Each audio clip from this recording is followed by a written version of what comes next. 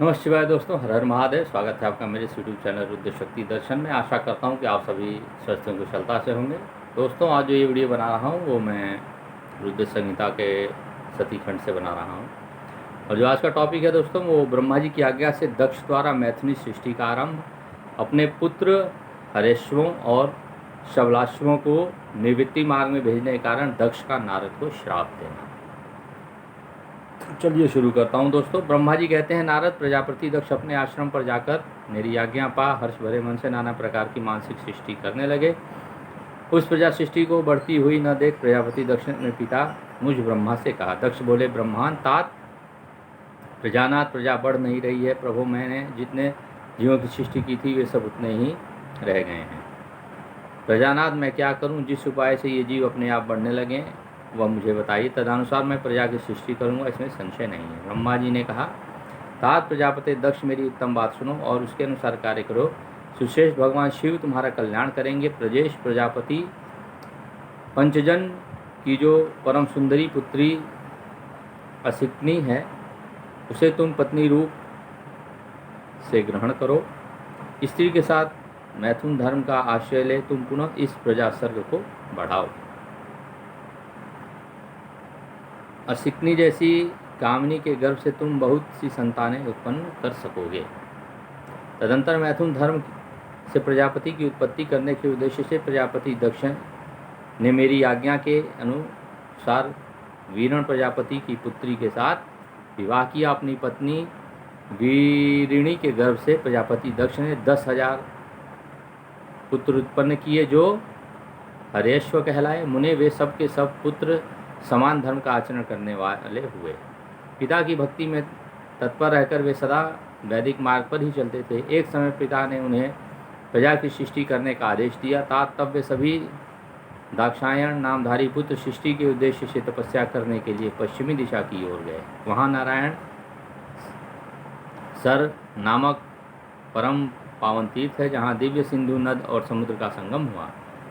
उस तीर्थ जल के निकट ही स्पर्श करके उनका अंतःकरण शुद्ध एवं ज्ञान से संपन्न हो गया। उनकी आंतरिक मल राशि धुल गई और वे परमहंस धर्म में स्थित हो गए। दक्ष के वे सभी पुत्र पिता के आदेश में बंधे हुए थे, अतः मन को सुस्थिर करके प्रजापति वृद्धि के लिए वहाँ तप करने लगे। वे सभी सत्पुरुषों में श्रेष्ठ थे। नारद, जब उन्हें पता लगा कि हरेश्वगण सृष्टि के लिए तपस्या कर रहे हैं, तब भगवान लक्ष्मीपति के हार्दिक अभिप्राय को जानकर तुम स्वयं उनके पास गए और आदरपूर्वक यूँ बोले, दक्ष पुत्र हरेश्वगण, तुम लोग पृथ्वी का अंत देखे बिना सृष्टि संरचना करने के लिए कैसे उद्यत हो गए? ब्रह्मा जी कहते हैं, नारद, हरेश्व आलस्य से दूर रहने वाले थे और जन्म काल से ही बड़े बुद्धिमान थे। वे सब के सब तुम्हारा उपयुक्त कथन सुनकर स्वयं उस पर विचार करने लगे। उन्होंने यह विचार किया कि जो उत्तम शास्त्र रूपी पिता के निमित्त पारक आदेश को नहीं समझता, वह केवल रज आदि गुणों पर विश्वास करने वाला पुरुष सृष्टि निर्माण का कार्य कैसे आरंभ कर सकता है। इसे निश्चय करके वे उत्तम बुद्धि और एक चित वाले दक्ष कुमार नारद को प्रणाम करके उनकी परिक्रमा करके ऐसे पथ पर चले गए जहाँ कर कोई वापस नहीं आता।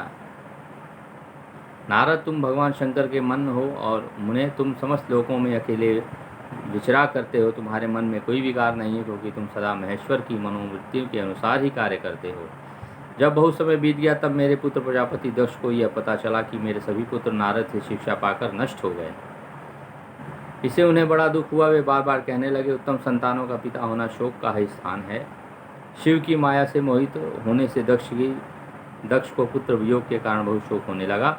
तब मैंने आकर अपने बेटे दक्ष को बड़े प्रेम से समझाया और सांत्वना दी। दैव का विधान प्रबल होता है इत्यादि बातें बताकर उनके मन को शांत किया। मेरे सांत्वना देने पर दक्ष पुनः पंचजन कन्या असिक्नी के गर्भ से शबलाश्व नामक एक सहस्पुत्र उत्पन्न किए।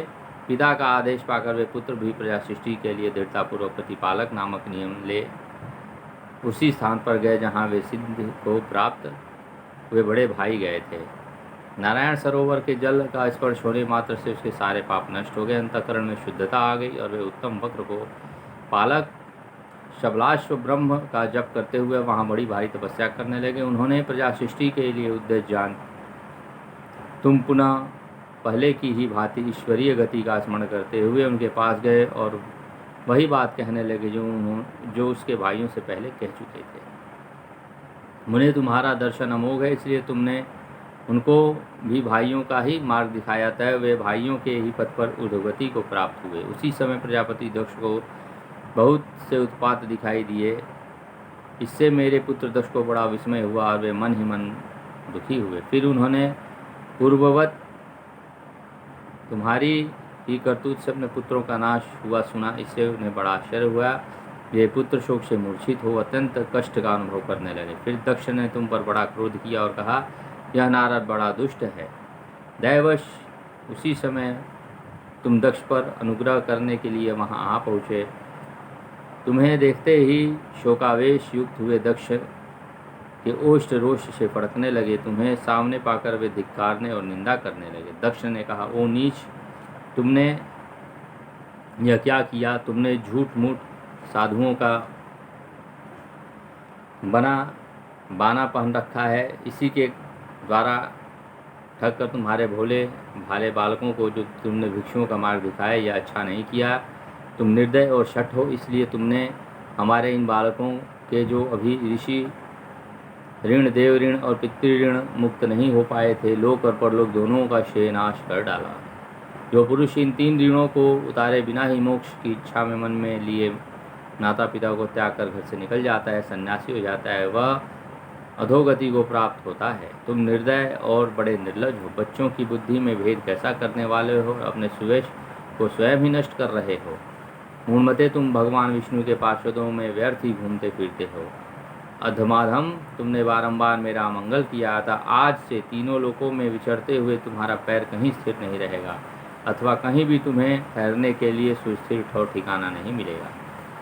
नारद, यद्यपि यह साधु पुरुषों द्वारा सम्मानित हो, तथापि उस समय दक्ष ने शोकवश में तुम्हें वैसा शाप दे दिया। वे ईश्वर की इच्छा को नहीं समझ सके। शिव की माया ने उन्हें अत्यंत मोहित कर दिया था। मुने, तुमने उस शाप को चुपचाप ग्रहण कर लिया और अपने चित्त में विकार नहीं आने दिया। यही ब्रह्म भाव है। ईश्वर कोटि के महात्मा पुरुष स्वयं शाप को मिटा देने में समर्थ होने पर भी उसे सह लेते हैं।